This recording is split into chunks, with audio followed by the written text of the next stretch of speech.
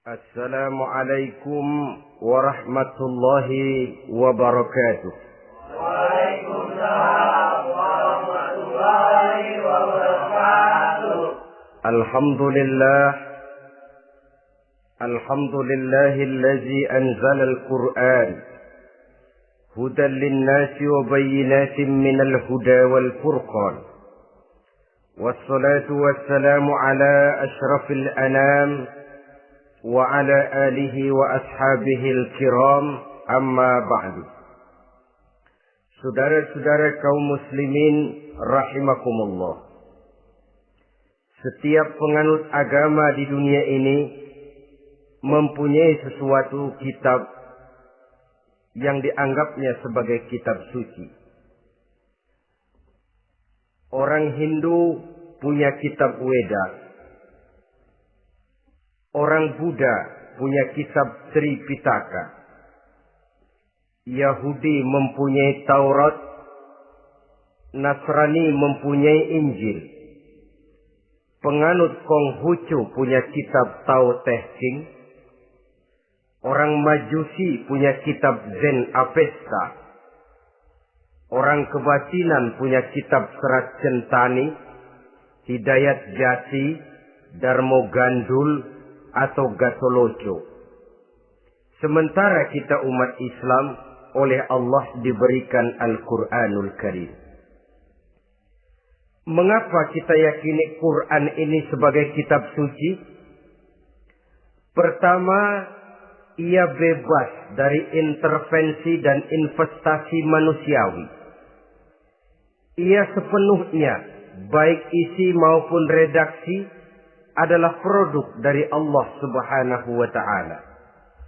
Kita yakini Quran kitab suci karena sampai hari ini belum ada seorang pun yang sanggup membuat seperti itu.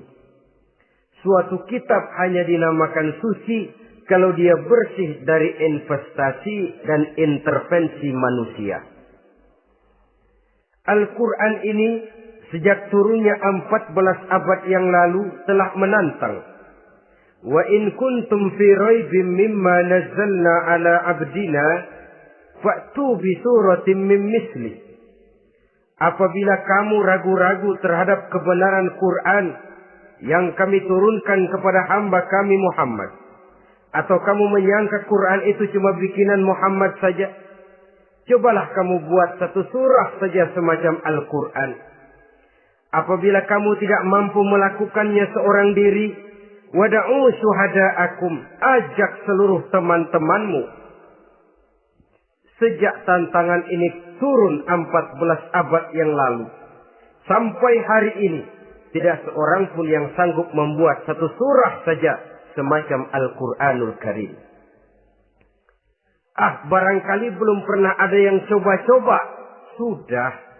Di antaranya apa yang dilakukan oleh Musailamah Al-Kadzab. Dia mencoba membuat satu surah semacam Al-Quran yang kalimatnya sudah berbentuk bait-bait syair, tapi isinya jauh panggang daripada api. Yang kedua, kita yakini Quran sebagai kitab suci karena isi dan ajarannya sesuai dengan fitrah manusia. Suatu kitab dinamakan suci kalau ajarannya sejalan dengan fitrah manusia. Misalnya, manusia secara fitrah, kalau dia laki-laki, normal nafsu kepada perempuan. Itu fitrah. Perempuan suka kepada laki-laki. Itu fitrah. Kalau ada kitab suci, tapi melarang manusia untuk kawin, kesuciannya perlu diselidiki. Quran kitab suci sejalan dengan fitrah manusia, maka ia menganjurkan manusia yang mampu untuk melangsungkan perkawinan. Contoh lain, secara fitrah manusia perlu makan. Kalau ada kitab suci yang melarang manusia puasa saja siang malam terus menerus, itu kan sama juga nyuruh orang mati. Quran sesuai dengan fitrah manusia. Maka dalam Islam puasa wisol, puasa ngableng, apa itu istilahnya, puasa nyambung, Dari pagi sampai sore, sampai malam, sampai pagi lagi puasa terus. Bukan saja tidak boleh, malah haram hukumnya. Kenapa? Itu bertentangan dengan fitrah manusia. Yang ketiga, kita yakini Quran sebagai kitab suci karena isinya tidak kontroversial. Isinya tidak saling bertentangan satu sama lain. Di ayat manapun, Quran mengajarkan Allah itu Esa. Satu kali dia berkata haram, dia akan tetap berkata haram. Isinya tidak kontroversial. Sebab kalau ada kitab suci, di satu pihak mengajarkan Tuhan Esa, di lain ayat mengajarkan Tuhan 3, di lain ayat lagi mengajarkan Tuhan 4, kitab kacau namanya. Bagaimana suatu kitab bernama suci kalau isinya kontroversial satu dengan lainnya?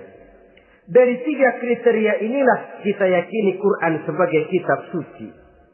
Masalah yang akan kita bicarakan pada pertemuan kita kali ini, bagaimana sikap kita terhadap Al-Quranul Karim sebagai kitab suci. Berangkat dari sebuah hadis di mana Rasulullah Sallallahu Alaihi Wasallam pernah memberikan tawaran.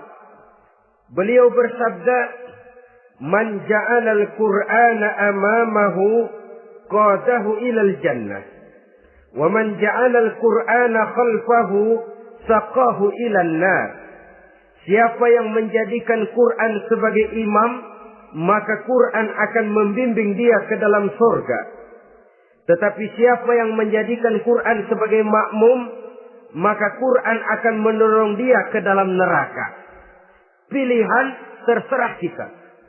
Siapa yang menjadikan Quran sebagai imam, ditempatkannya Al-Quran di depan, dia ikuti petunjuk dan ajaran Al-Quran, maka Quran akan membimbing dia ke surga.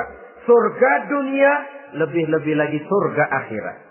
Tetapi sebaliknya, siapa yang menempatkan Quran di belakangnya, dia belakangi Al-Quran, dia belakangi perintah dan ajaran-ajaran Al-Quran, dia perturutkan hawa nafsunya dalam kehidupan ini, maka Quran akan mendorong dia ke dalam neraka. Ya, neraka dunia, lebih-lebih lagi neraka akhirat. Pilihan terserah kita. Saya mau tanya, kira-kira Quran dalam hidup kita jadi imam apa jadi makmum? Imam apa makmum? Kalau Quran jadi imam, artinya kita umat Islam jadi makmum. Resiko dan logika tentu. Makmum harus ngikuti imam. Imam takbir, makmum takbir. Imam ruku, makmum ruku. Imam sujud, makmum sujud. Imam tahiyat, makmum tahiyat.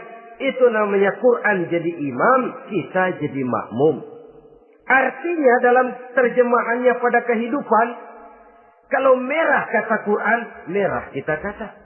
Hijau kata Quran, hijau kita bilang. Ke barat kata Quran, ke barat kita pergi.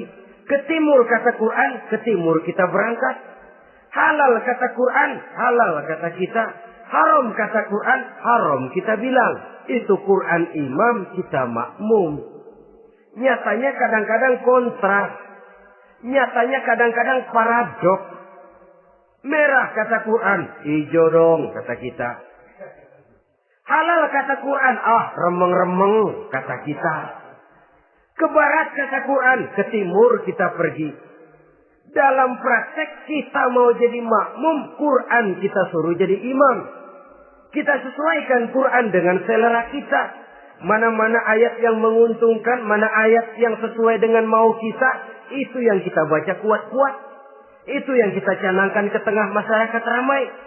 Tapi manakala Quran itu bertentangan dengan nafsu kita, bertentangan dengan gaya dan kepribadian kita, kita umpetin itu Quran. Kalau kita cuma umpetin lumayan, kadang-kadang kita tuduh Quran ketinggalan zaman. Kita anggap Quran tidak relevan lagi dengan situasi dan kondisi. Kalau sudah begitu, sudah menyeberang terlalu jauh namanya. Saudara-saudara kaum muslimin rahimakumullah. Inilah makna hadis Nabi yang diriwayatkan dari Imam Ali bin Abi Thalib, bersabda Rasul, "Man qara'al Qur'ana fastazharahu fa ahalla halalahu wa harrama haramahu adkhalahul jannah."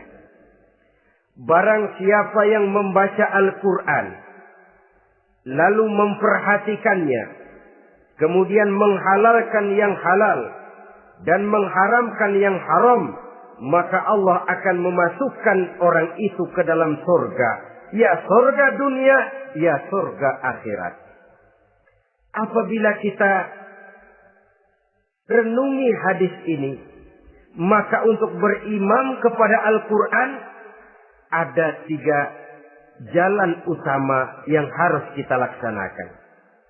Pertama, dari kalimat man qara'al Qur'an, barang siapa yang membaca Al-Quran. Ini artinya siapa yang ingin menjadikan Quran sebagai imam di dalam kehidupan, jalan pertama yang harus ditempuhnya menanamkan kegemaran membaca Al-Quranul Karim. Al-Quran gharibun fima baina qaumin la yaqra'una. Quran akan jadi asing, Quran akan jadi aneh kalau terletak di tengah rumah orang Islam yang tidak suka membaca Al-Quranul Karim. Jadi langkah pertama, tanamkan kegemaran membaca Al-Quran. Saya tidak menyalahkan kalau remaja kita gandrung kepada Stevie Wonder. Baik kalau mereka senang kepada suara emasnya Michael Jackson atau suaranya Madonna. Tapi kalau sampai harus mengalahkan kecintaan mereka kepada membaca Al-Quran, ini ironi. Sebagai orang tua, kalau anak-anak kita buta huruf Latin, katanya menghambat pembangunan. Bahkan pemerintah saja menggalakkan bebas 3B itu. Buta aksara diantaranya, supaya rakyat bisa membaca huruf Latin. Kalau anak-anak kita buta huruf Latin, katanya menghambat pembangunan. Bagaimana kalau anak-anak kita buta huruf Quran?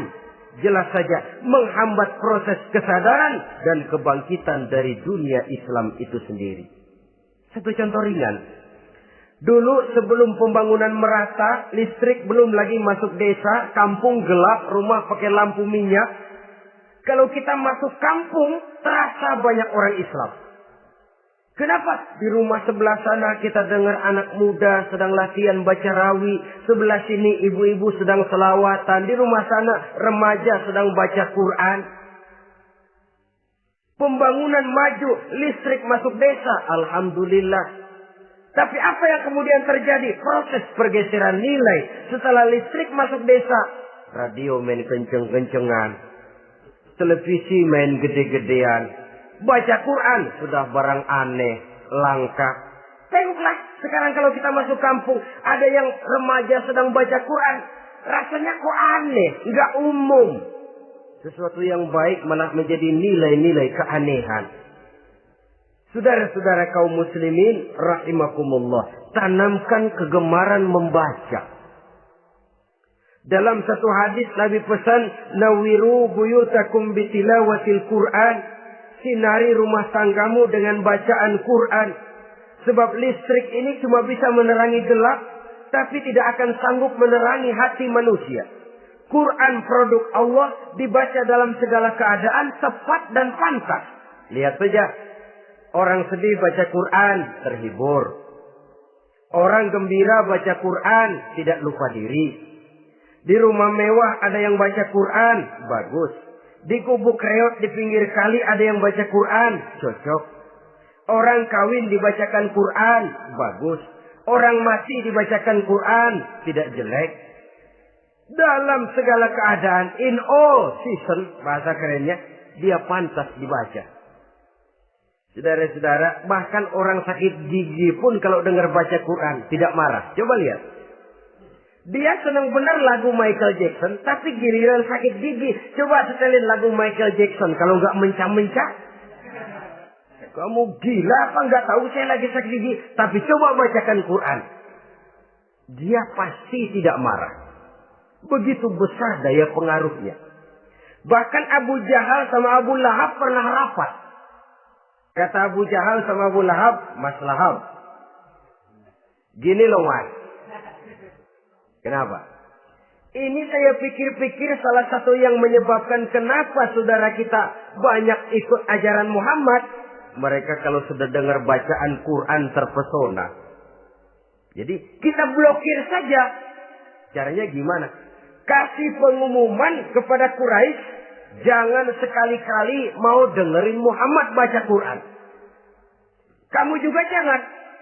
Dan kamu, saya pun begitu. Mari kita janji, tidak mau dengar bacaan Quran. Salaman. Pulang ke rumah masing-masing. Dapat 1 hari tahan, 2 hari bertahan, 3 hari, seminggu ke atas. Abu Jahal mulai ada semacam rindu. Kangen pengen dengar ayat Quran. Karena secara pribadi dia mengakui keindahan gaya bahasanya jauh lebih tinggi dari kemampuan penyair Quraisy. Isi ajarannya sangat dalam dan menyentuh segi-segi kehidupan manusia. Gak tahan Abu Jahal kayak dikilikin hatinya. Keluar rumah mindik-mindik, umpet-ngumpet. Ngempet di rumah Nabi. Pengen dengar Nabi baca Quran. Rupanya Abu Lahab sama. Pikir Abu Jahal, Abu Lahab gak bakalan keluar. Abu Lahab berpikir, Jahal pasti di rumah. Dua-duanya bareng berangkat ke rumah Nabi. Cuma yang satu dari sebelah barat, yang satu dari sebelah timur. Ngempet, ketemu di sudut, sama-sama kaget. Jahal, loh kamu Lahab? Iya, kamu ngapain? Lah kamu ngapain? Akhirnya sama-sama malu. Sama-sama tidak bisa menahan diri. Akhirnya sama-sama ngakuin. Bagaimanapun kita harus akui bahwa Al-Quran ini mengandung daya pesona yang sangat luar biasa. Itu dari segi bacaan. Belum lagi dari segi ajaran. Belum lagi dari segi isi. Tanamkan kegemaran membaca Al-Quran. Sampai-sampai Nabi katakan, Innal ladzi laisa fi jawfihi syai'un minal Quran kal baitil kharib. Orang yang dari tenggorokannya belum pernah keluar ayat Quran barang sepotong pun, belum pernah ngaji barang seayat pun, itu orang kata Nabi kal baitil kharib, kayak rumah kosong. Rumah kan kalau kosong biar bagus, mewah, besar, perabotannya lengkap. Kalau kosong, angker. Setan kuntilanak memedi, betah benar di situ. Saudara-saudara kaum muslimin rahimakumullah. Dalam satu percontohan Nabi mengatakan begini. Masalul mu'minil ladzi yaqra'ul Qur'an kamasalil utrujah. Rihuha thayyibun wa ta'muha thayyibun. Orang mukmin yang suka membaca Quran adalah ibarat buah utrujah. Baunya wangi, rasanya lezat. Kira-kira kalau di negeri kita buah apa utrujah ini? Semacam jeruk yang manis lah. Sudah baunya wangi, rasanya enak. Itu buah itu. Orang mukmin yang suka baca Quran kayak buah itu. Baunya wangi, rasanya enak. Artinya syiarnya hidup, isinya memang orang mukmin. Sebaliknya, wa masalul mu'minil ladzi la yaqra'ul Qur'an kamasalit tamrah la riha laha wa ta'muha hulwun. Orang mukmin yang tidak suka baca Quran kayak korma. Rasanya emang manis, cuman kagak ada baunya. Artinya apa? Syiarnya kurang. Kalau orang belum tapi kenalkan kagak mau makan korma. Kenapa? Nggak ada baunya. Daya tariknya kurang walaupun rasanya enak. Kalau daya tariknya nggak ada, kan nggak ada iklannya, tidak ada syiarnya. Itu orang mukmin yang tidak suka membaca Quran. Ibarat buah, nggak ada baunya, walaupun rasanya enak. Orang kurang tergerak, kurang syiar, kurang daya tarik. Sebaliknya, wa masalul munafiq allazi yaqra'ul Quran kamasalir raihanah. Rihuha thayyibun wa ta'muha murrun. Orang munafik yang suka baca Quran seperti buah raihanah. Apa itu? Baunya wangi, rasanya pahit. Orang munafik baca Quran kayak buah itu. Baunya sih enak, cuman rasanya pahit. Ya munafik baca Quran. Syiarnya sih lumayan, daya tariknya hebat, isinya munafik. Nah, paling jelek orang munafik yang nggak suka baca Quran. Wa masalul munafiqil ladzi la yaqra'ul Qur'an kamasalil hanzalah. Laisa laha rihun wa ta'muha murrun. Orang munafik yang tidak suka baca Quran seperti buah hanzalah. Sudah enggak ada baunya, rasanya pahit lagi. Kalau buah pacek kali. Udah baunya kagak ada, kalau dimakan bikin orang celeng. Saudara-saudara kaum muslimin rahimakumullah, tanamkan kegemaran membaca Al-Quran. Karena membaca Al-Quran merupakan ibadah yang besar. Bahkan kata Nabi, afdalu ibadati abdi qiraatul Quran. Nilai ibadah yang paling baik dari hambaku adalah ibadah membaca Al-Quran. Dalam sholat pahalanya lebih besar di luar sholat daripada di luar sholat. Dengan wudu pahalanya lebih besar daripada tanpa wudu. Mengerti pahalanya lebih besar daripada tidak mengerti. Tapi tidak mengerti pun jangankan membaca, mendengar saja orang baca Quran dengan baik sudah didoakan untuk mendapat rahmat. Berpahala mendengar bacaan Al-Quran walaupun tidak mengerti. Apalagi membaca sendiri, apalagi mengerti apa yang kita baca. Tentu pahala itu akan jauh lebih besar. Ini yang pertama. Tanamkan kegemaran membaca Al-Quranul Karim. Yang kedua, dalam hadis tadi, fastazharuhu. Man qara'al Qur'ana fastazharuhu. Siapa yang membaca Al-Quran kemudian memperhatikannya.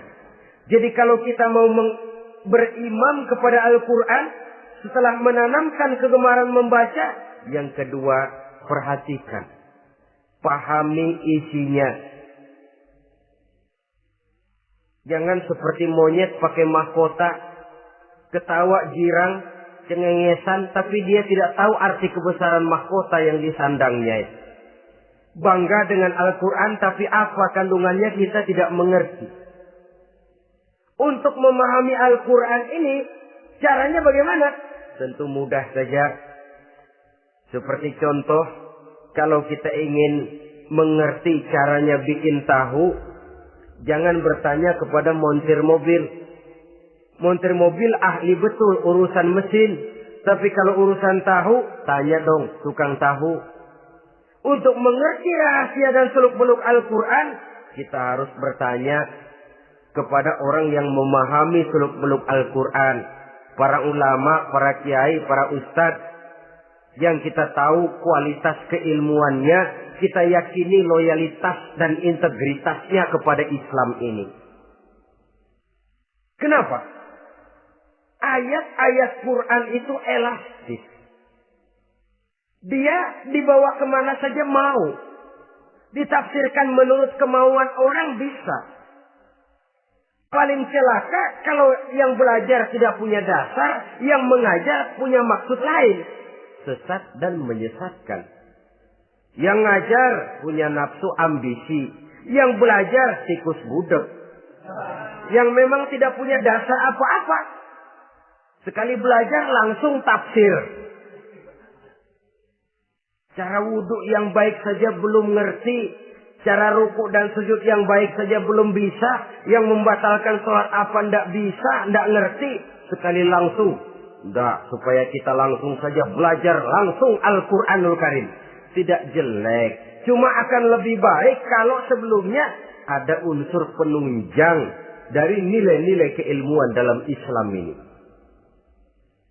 Disinilah perlunya menghidupkan majelis-majelis taklim.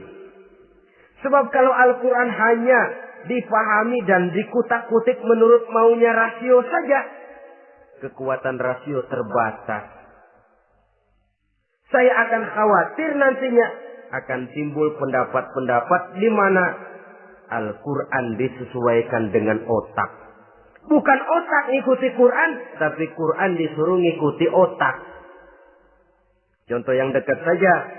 Kalau saudara ngukur kayu pakai meteran, itu kira-kira meteran ikut kayu, apa kayu ikut meteran?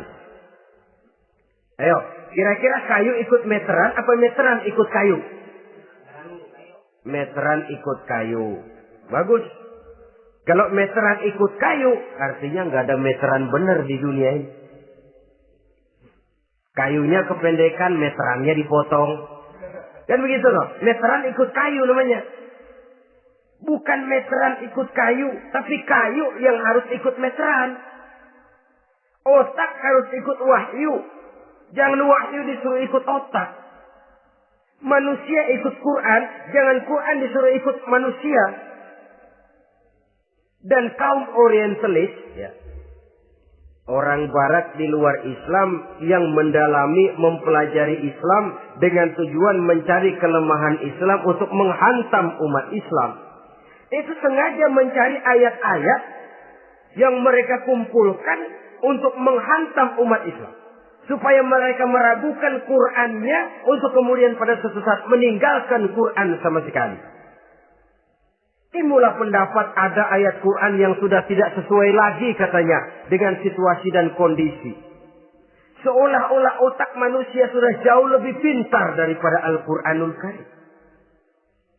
Saudara-saudara kaum muslimin rahimakumullah. Inilah yang kita berlindung dari Allah. Sebab secara demikian dengan kata lain kita secara tidak sadar sudah mengurangi kemahamutlakan dan kesempurnaan dari Allah Subhanahu wa ta'ala. Untuk memahami Al-Quran, maka kita harus bertanya kepada ahlinya. Mengaji, menghidupkan majelis-majelis taklim. Jangan sampai Al-Quran menjadi awam di tengah masyarakat Islam sendiri. Ini jalan yang kedua, memahami isinya. Sehingga dengan demikian, manakala Al-Quran dibacakan orang, pemikiran kita tidak lagi terpusat kepada kemerduan suara orang yang membaca, tapi tertuju kepada isi yang dikandungnya. Sehingga dalam kondisi semacam itu, boleh jadi tiap kali dibacakan Al-Quran, nilai iman makin tambah. Kita dengar orang baca, Alam taro kaifa fa'ala rabbuka bi ashabil fil. Terbayang oleh kita bagaimana Raja Abrahat dengan pasukannya mau menghancurkan Ka'bah. Bagi Allah cukup menurunkan burung ababil, hancur lebur Abrahat, raja besar dengan seluruh pasukan gajahnya, berantakan dibuatnya cuma dengan burung ababil. Allah Maha Besar, Allah Maha Kuasa. Tambah iman. Kalau tidak, ya seperti yang banyak terjadi. Quran menceritakan azab, kita malah kesenangan. Walakum azabun alim. Kamu akan mendapat azab yang pedih. Kita teriak di pojokan, toyib, toyib. Allah, alhamdulillah. Digambarkan azab malah baik-baik. Bahwa kita suka, kita gemar kepada bacaan Quran dengan suara yang merdu, alhamdulillah. Akan lebih baik lagi kalau kita mengerti apa yang dibacanya. Sebab perintah membaca tersirat makna perintah untuk memahami. Perintah memahami tersirat makna untuk mengamalkan. Dengan kata lain, kita hanya bisa mengamalkan Quran dengan baik kalau kita mengerti isinya. Kita hanya bisa mengerti isinya kalau kita rajin membacanya. Baik membaca yang tersirat, baik membaca yang tersurat dengan petunjuk para alim ulama, para kiai, dan orang-orang yang ahli di bidang itu. Saudara-saudara kaum muslimin rahimakumullah. Inilah jalan kedua. Upayakan memahami isinya. Hidupkan kajian-kajian agama. Hidupkan majelis-majelis taklim. Jangan sampai Al-Quran asing di hati kita sendiri. Jangan sampai kita awam terhadap makna kandungan dan ajaran Al-Quran. Sementara kita yakini bahwa dialah yang akan bisa membimbing kita menuju kebahagiaan sejak dari dunia sampai ke akhirat nanti. Jalan ketiga untuk berimam kepada Al-Quran. Setelah menanamkan kegemaran membaca, lalu berupaya memahami isinya. Yang ketiga adalah mengamalkannya dalam kehidupan sesuai dengan kemampuan yang kita miliki.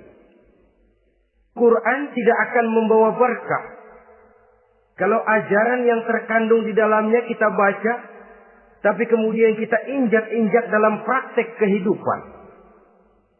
Quran mengatakan riba haram, tapi praktek kita dalam hidup malah senang betul kepada riba. Quran mengajarkan jagalah kesatuan persatuan dan ukhuwah Islamiyah. Praktek yang kita lakukan malah centang perenang, malah saling bertolak belakang, malah kadang menjegal kawan seiring, menggunting dalam lipatan, ramai kita dengan kita. Lalu kelemahan pun menjadi kenyataan di mana-mana.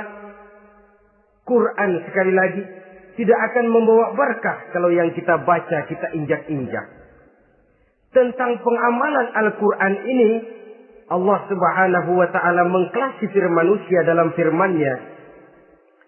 Thumma awrasna al-kitaba allazina astafaina min ibadina.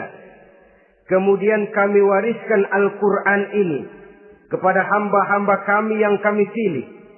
Ya Allah, coba saja kita lihat ayat ini. Quran kitab pilihan. Diberikan kepada umat pilihan, yaitu kita-kita ini. Lalu bagaimana umat pilihan ini setelah menerima Al-Quran? Terbagi dalam 3 kelompok besar.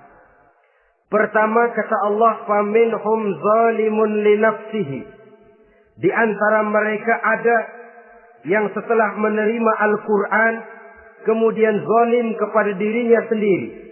Artinya, hanya mulutnya saja yang menerima Al-Quran, tapi perbuatannya menginjak-injak Al-Quran. Orang semacam ini tidak zalim kepada Allah, tidak zalim kepada Rasulullah, tetapi orang semacam ini zalim kepada dirinya sendiri. Dia terima Quran dengan mulutnya, tapi dia injak-injak Quran dengan perbuatannya. Na'udzubillah summa na'udzubillah. Kelompok yang kedua, faminhum muqtasid. Di antara mereka ada yang setelah menerima Al-Quran lalu muqtasid. Muqtasid ini 50-50. Ngambil jalan tengah. Ajaran Quran dipakai, ajaran setan dikerjain. Artinya juga perintah Quran oke, larangan Quran ho-oh. Saudara-saudara, malaikat bingung bagaimana monternya nih anak ini. Perintah Quran dikerjain, larangan Quran juga dikerjain. Ini muqtasid. Nah, yang ideal adalah golongan yang ketiga kata Allah, wa minhum sabiqun bil khairati biiznillah. Di antara mereka ada lagi yang setelah menerima Al-Quran lalu berlomba-lomba melaksanakannya, berlomba-lomba mengamalkan kebaikan, dan itu hanya bisa terjadi biiznillah, dengan izin dari Allah. Hidayah, saudara-saudara. Berapa banyak orang yang mengerti Quran, tapi hidupnya jauh dari cahaya Quran.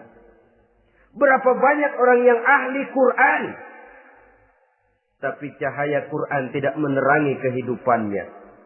Berapa banyak orang yang ahli hukum, tapi bikin bingung masyarakat dengan fatwanya. Saudara-saudara kaum muslimin, kenapa bisa terjadi? Itu tidak ada hidayah, tidak biiznillah, tidak ada izin dari Allah. Maka bisa membaca Quran, alhamdulillah. Bisa memahaminya, kita bersyukur kehadirat Allah. Lebih penting dari itu, kita mohon hidayah agar bisa mengamalkannya sesuai dengan kemampuan kita. Saudara-saudara kaum muslimin rahimakumullah. Mana yang lebih banyak di zaman kita sekarang ini? Kita bisa analisa. Ada yang menerima Quran hanya dengan mulutnya saja. Kalau ditanya, Tuhanmu siapa? Allah. Kiblatmu mana? Ka'bah. Saudaramu siapa? Umat Islam. Kitab sucimu apa? Quran. Kamu bisa baca? Enggak. Ya, kalau cuma enggak bisa baca, barangkali kadang-kadang Quran saja pun tidak punya. Ini yang ironi, ini yang menyedihkan. Saudara-saudara kaum muslimin rahimakumullah. Tanpa melaksanakan konsepsi Al-Quran di dalam kehidupan, maka kesenangan kita membacanya, pengertian kita tentang Al-Quran barangkali tidak akan bisa berbuat terlalu banyak di dalam kehidupan. Maka sekarang ini sudah ada terjemahan Quran dalam bahasa Indonesia, dalam bahasa daerah, dalam bahasa Inggris, Belanda, bahkan Jerman, yang masih harus terus dan selalu ditingkatkan terjemahan Quran di dalam kehidupan. Dengan kata lain, kita umat Islam menunggal dengan Quran kita. Jangan cuma jadi kebanggaan Islam tinggi. Tidak ada yang lebih tinggi dari Islam. Quran kitab suci, tidak ada yang bisa menandinginya. Qurannya, tapi umatnya. Kadang-kadang kita ini jauh panggang daripada api.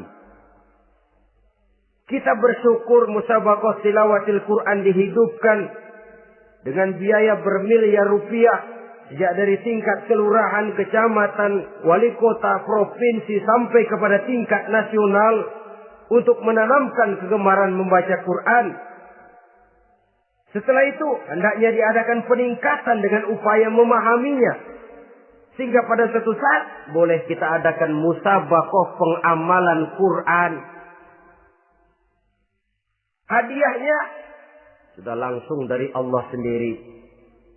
Ini yang kita perlu berlomba. Berlomba mengamalkan ajaran Quran. Sabiqun bil khairat. Berlomba mengamalkan ajaran-ajaran Al-Quranul Karim. Nah, oleh karena Al-Quran ini dalam bentuknya yang umum kadang-kadang hanya menjelaskan satu persoalan secara global, kita memerlukan tuntunan sunnah dari Rasulullah Sallallahu Alaihi Wasallam. Umpamanya, Quran hanya mengajarkan aqimis sholat, dirikan sholat. Caranya bagaimana? Tidak ada cara sholat dalam Quran. Dari mana kita tahu cara sholat? Dari sunnah. Itu sebabnya selain Al-Quran sebagai sumber utama, kita memerlukan sunnah. Bahwa sholat pakai takbiratul ihram di Quran tidak ada. Bahwa sholat pakai tahiyat dalam Quran tidak ada. Jadi kalau orang cuma Quran saja, tidak ada sunnah itu, ya bagaimana kita bisa sholat? Quran cuma mengatakan wa atimul hajja wal umrata lillah, laksanakan haji dan umrah karena Allah. Bagaimana manasik haji? Bagaimana cara sa'i? Bagaimana cara wukuf? Bagaimana cara melontar? Tidak ada dalam Quran. Yang memuat itu tidak lain sunnah. Untuk memahami Quran dan sunnah ini, kita memerlukan orang yang menguasai Quran dan sunnah. Oleh karena itu, kita perlu petunjuk kepada para ulama. Itu sebabnya Quran sendiri mengatakan, wa in tanaza'tum fi syai'in farudduhu ila Allahi wa rasulih. Apabila kamu berbeda pendapat tentang suatu persoalan, kembalikan kepada Allah dan Rasulnya. Kembalikan kepada Allah, artinya kembalikan kepada Quran. Kembalikan kepada Rasul, maksudnya kembalikan kepada sunnah. Siapa yang mengerti Quran dan sunnah? Para ulama yang kualitas ilmunya kita yakini, loyalitas dan kredibilitas serta integritas keislamannya bisa menjadi panutan. Saudara-saudara kaum muslimin rahimakumullah. Dengan demikian, kalau orang berkata langsung saja memahami Quran, sekarang kan sudah banyak terjemahannya, tidak usah lewat ulama-ulamaan. Saya tidak mencela, cuma agak mengkhawatirkan. Kalau dia memahami Quran cuma sekedar lewat terjemahannya saja, sangat mungkin jadi dia bisa salah paham. Kita memerlukan bantuan sunnah, kita memerlukan petunjuk para ulama yang menguasai di bidang itu. Kembalikan kepada Quran dan sunnah, artinya bertanya kepada orang yang memahami Quran dan sunnah. Nah, dengan begitu kan akan terjadi perbedaan pendapat. Perbedaan pendapat sesuatu yang halal sepanjang tidak menyebabkan kita berpecah belah. Halal berbeda pendapat. Asal diletakkan pada proporsinya. Apalagi kalau perbedaan pendapat itu cuma masalah teknis, bukan masalah prinsip. Kenapa tidak pulang saja kepada tuntunan Quran? Lana a'maluna walakum a'malukum. Kami akan mengamalkan amalan yang kami yakini benarnya. Saudara persilahkan mengamalkan amalan yang saudara yakini benarnya. Sama-sama punya alasan, sama-sama punya dalil. Tidak usah saling menyalahkan. Tidak usah saling mengklaim, merasa yang paling benar, orang lain salah semua. Kemukakan argumen, jangan sentimen. Harus dengan semangat mencari kebenaran, bukan untuk mencapai kemenangan. Kalau sentimen lebih penting dari argumen, kalau kemenangan lebih diutamakan dari mencari kebenaran, yang berlaku kadang-kadang gengsi. Kalau sudah gengsi, yang bicara emosi. Kalau sudah emosi, istilah kita di kampung, ngambek. Gedean ilmunya sama ambeknya. Kadang-kadang, saya kalau nggak jadi imam, nggak mau sembahyang di situ. Kalau nggak jadi imam, orang lain dianggapnya kagak sah sembahyangnya. Pokoknya kalau nggak ngaji sama saya, Islamnya kurang benar. Mengklaim. Perbedaan pendapat wajar, halal, asal tidak menyebabkan kita berpecah belah. Dan sewajarnya kita lebih berusaha mencari titik pertemuan, memperbesar persamaan, dan bukan mengutak-utik perbedaan. Kadang-kadang inilah penyakit kita nih. Satu kunut, satu tidak sembahyang subuhnya. Bisa RT. Satu usoli, satu tidak, bisa RW. Satu azan sekali Jumatan, satu dua kali, bikin masjid lagi. Kenapa bukan persamaannya yang dicari? Kenapa justru perbedaannya yang diperbesar? Yang masalah macam ini sampai kiamat tidak pernah selesai. Kan lebih baik kalau kita ditanya orang, Pak, sholat subuh itu pakai kunut apa tidak sih? Kalau saya pakai. Kalau yang tidak pakai kunut bagaimana Pak? Betul, kata yang tidak pakai. Jadi yang pakai kunut betul, betul karena saya pakai kunut. Yang tidak juga betul, betul kata yang tidak pakai. Kalau yang kunut betul, yang tidak kunut betul, lalu yang salah yang mana Pak? Yang salah yang subuh nggak sembahyang. Lebih objektif, proyek garapannya ada, umat tidak berpecah belah. Ini yang konyol, kadang-kadang khutbah Jumat pakai membongkar khilafiyah, menghantam tahlil, menghantam kunut. Selesai sembahyang Jumat, apa yang terjadi? Umat resah, masyarakat gelisah, polemik timbul, masalah tidak terselesaikan. Orang jadi khotib itu raja dalam mimbar Jumat. Siapa yang mau bantah dia? Kalau memang mau buka itu persoalan khilafiyah, buka dalam forum khusus. Adakan pengajian, jelaskan masalahnya secara luas, mendasar. Jangan mengklaim dan memponis. Berikan kebebasan kepada umat untuk menilai masalahnya selesai. Yang tidak puas bisa bertanya. Saudara-saudara, sudah lewat masanya kita meributkan soal itu. Sudah datang waktunya di mana kita lebih mementingkan dan membicarakan masalah-masalah yang lebih mendesak dihadapi oleh umat. Kemiskinan misalnya,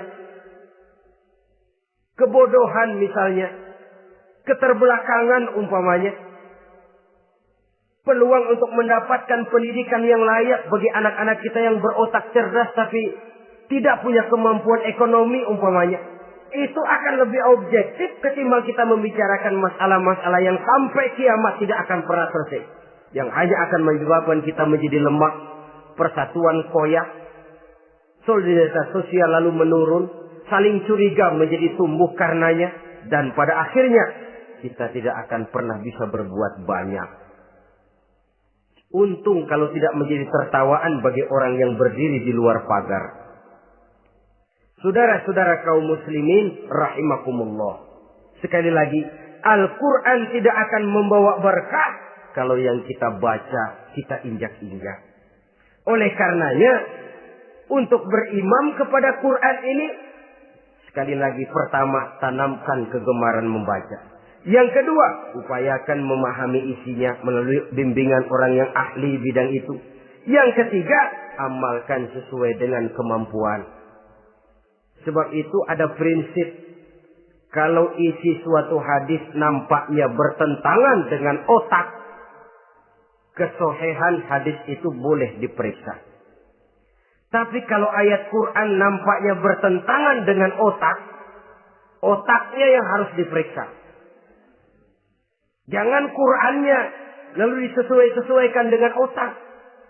Sebab kalau kita sudah berani berteori, ada ayat Quran yang tidak sesuai dengan keadaan. Ayat yang mana? Yang ini. Tahun depan tambah lagi. Tahun depan tambah lagi. Makin lama makin habis Al-Quran itu. Yang perlu diperbarui cara kita memahami Quran. Bukan dengan mengemukakan teori ayat Quran kehilangan relevansi. Cara kita memahami barangkali yang kurang relevan. Dalam situasi, dalam konteksnya dengan situasi dan kondisi. Jangan lupa, Al-Quran ini kan untuk semua umur. Dia bisa dipahami secara filosofis, dia bisa dipahami dengan kacamata orang awam. Tingkat kemampuan berpikir orang tidak semuanya sama. Kalau semua orang kita mau ajak berfilsafat, merenung dalam-dalam, menerawang tinggi-tinggi, ialah buat mereka yang terjangkau oleh perguruan tinggi. Tapi buat saudara-saudara kita, pedagang-pedagang kecil, petani di desa-desa terpencil, remaja-remaja yang jauh dari sentuhan teknologi canggih, sanggupkah mereka berpikir filosofis? Sementara mereka merupakan bagian terbesar dari kondisi umat ini. Saudara-saudara kaum muslimin, oleh karenanya ditentang membaca, memahami dan mengamalkan, Rasulullah Sallallahu Alaihi Wasallam pernah memberikan sugesti. Beliau bersabda, "In aradtum aisas su'ada," apabila kamu menginginkan kehidupan yang bahagia, hidup seperti hidupnya orang-orang yang bahagia, dan tentu ini keinginan kita semua. Wa mautas syuhada, dan menginginkan mati sebagai matinya para syuhada, para pahlawan pembela agama, orang yang mati syahid. Wah, ini sudah tidak duanya ini. Hidup mulia, mati syahid. Dapat dua-duanya. Wan najata yaumal hasri, dan ingin mendapat keselamatan pada hari hasyar, hari pengumpulan manusia di padang mahsyar. Wa zilla yaumal harri, dan mendapat perlindungan dari Allah pada hari yang sangat panas. Wal huda minadh dhalalah, dan mendapat petunjuk dari kesesatan. Nah, ini keinginan semua orang. Kan yang kita cari apa sih? Hidup bahagia. Biar ndak kaya asal bahagia, sudah enak. Lalu apa lagi? Matinya sebagai syahid. Kemudian di hari pengumpulan nanti mendapat keselamatan. Lalu pada saat orang lain kepanasan kita mendapat perlindungan. Kemudian orang lain kebingungan kita mendapat petunjuk. Kalau ini yang diinginkan kata Nabi, resepnya fa'adimu qira'atal Qur'an. Maka lazimkan, biasakan olehmu membaca Quran. Tidak ada terlambat. Idealnya memang dari kecil, sebab lidah kalau sudah kaku berat. Disuruh baca innallaha laghaniyun hamid. Lidahnya berat. Innallaha lampuniyun hamid. Lampuniyun. Laghaniyun jadi lampuniyun. Lidah itu kalau sudah berat ya memang berat. Disuruh baca ya bani Israel. Lidahnya berat. Ya bini Siroil. Jadi ya bini Siroil. Saudara-saudara, idealnya memang dibiasakan dari kecil supaya lidah itu ringan. Kalau tidak ada istilah terlambat. Saya malu Pak, belajar alif-alifan udah gede. Ya jangan alif-alifan, alif beneran. Alif-alifan kapan bisa ya? Alif beneran yang dipelajari. Tidak ada istilah terlambat, tidak ada istilah malu untuk belajar Al-Quran ini. Saudara-saudara kaum muslimin rahimakumullah. Ini sugesti untuk menanamkan kegemaran membaca. Lalu sugesti untuk memahaminya. Tentu banyak ayat, banyak hadis. Mengapa tidak di antara kamu sekelompok orang yang berangkat untuk memperdalam, memahami agama. Falaula nafaro min kulli firqatin minhum ta'ifatun liyatafaqahu fid din. Di tengah kelompok orang yang berangkat belajar teknologi canggih, di tengah grup orang yang mendalami ekonomi, di tengah kelompok orang yang membidangi hukum, di tengah kelompok orang yang sibuk meneliti ilmu-ilmu kedokteran, mengapa tidak ada kelompok orang yang secara takhasus liyatafaqahu fid din, mendalami agama ini, mendalami Quran ini, harus ada. Lalu sugesti untuk mengamalkan Al-Quran kelihatan dari peringatan Allah yang kita bisa temukan pada surah Toha ayat 124 sampai dengan 127. Wa man a'rada an zikri, barang siapa yang berpaling dari peringatanku, kata Allah. Barang siapa yang berpaling dari Al-Quran ini, dia terima Al-Quran, dia imani Quran, tapi dia berpaling dari ajarannya, dia injak-injak apa yang seharusnya dia amalkan, dia perturutkan hawa nafsunya, maka kata Allah, fa inna lahu ma'isyatan dhanka, dia akan diberikan satu penghidupan yang sempit. Inna lillahi wa inna ilaihi raji'un. Diberikan hidup yang sempit. Kalau hidup sudah terasa sempit, bagaimanapun luasnya rumah, sempit. Kalau hidup sudah terasa sempit, bagaimanapun banyaknya harta, sumpek. Kalau sudah hidup ini terasa sempit, bagaimanapun luasnya pergaulan, tidak ada tempat kita bertanya, melarikan persoalan, membagi rasa. Siapa yang berpaling dari Quran, dia akan diberikan penghidupan yang sempit. Bukan dagangnya tidak untung, bukan kerjanya tidak digaji, tapi kesempitan hati lebih bahaya loh dari kesempitan ekonomi. Itu di dunia. Di akhirat, wa nahsyuruhu yaumal qiyamati a'ma.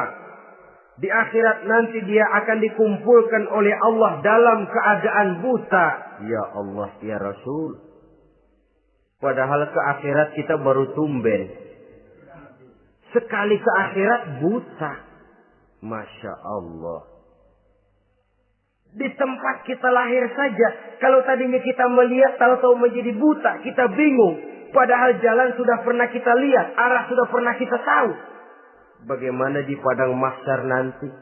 Kemana jalan yang akan ditempuh? Kepada siapa kita hendak bertanya? Mana teman, mana istri, mana anak? Buta pula kita. Satu kesengsaraan yang merupakan puncak kesengsaraan. Dikala itu orang yang semacam tadi protes. Rabbi, lima hasyartani a'ma wa qad kuntu basira. Wahai Allah, kenapa hari ini saya dikumpulkan dalam keadaan buta? Padahal ketika di dunia dulu saya melihat, saya menyaksikan gunung yang menjulang tinggi ke angkasa. Saya melihat lautan yang luas terhampar biru membentang. Saya saksikan tanah, sawah luas menguning. Saya saksikan keindahan alam. Di dunia saya melihat Allah. Kenapa sekarang saya dikumpulkan dalam keadaan begini? Protes dia, tidak terima dia. Allah jawab, kadzalika atatka ayatuna fanasitaha. Kata Allah, begitulah memang. Dahulunya waktu di dunia telah datang ayat-ayat kami kepadamu. Telah turun Al-Quran. Telah datang agama. Fanasitaha. Tapi kamu lupakan dia. Kamu lupakan Quran. Kamu lupakan Islam. Datang ayat, turun Quran, turun agama. Kamu belaga pilon. Kamu belaga enggak tahu. Wa kadzalikal yauma tunsa. Maka hari ini pun begitulah kamu dilupakan. Sebagaimana dulu waktu di dunia, kamu telah melupakan ayat-ayatku, melupakan kitabku, melupakan ajaran-ajaranku. Hari ini kamu pun dilupakan.